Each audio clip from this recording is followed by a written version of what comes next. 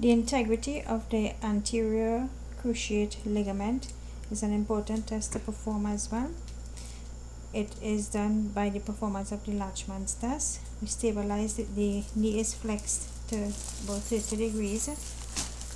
A hand is placed to stabilize the femur, and a hand is placed on the proximal tibia.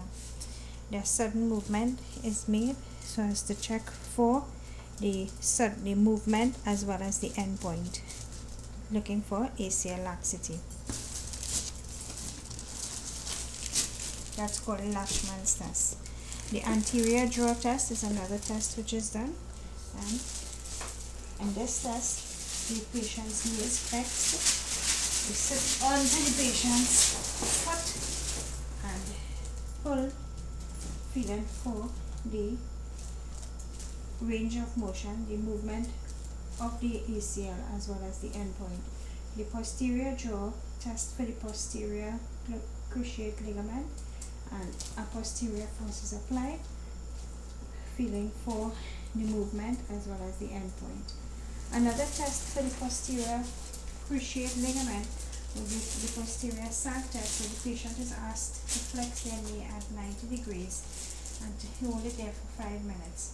If there is any deficit in the posterior ligament, there is sag at the tibia of the affected side.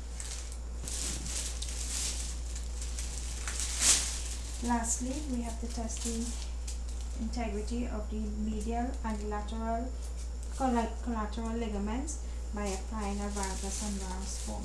Can you bring your hip to the end here? The patient's hip is abducted 30 degrees and holding the femur and one hand anterior on the clavicle, anterior on the ankle. A varus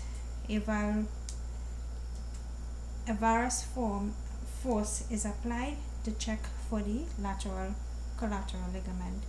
Similarly, a valgus form is applied to check for the medial collateral ligament, and there are no deficits.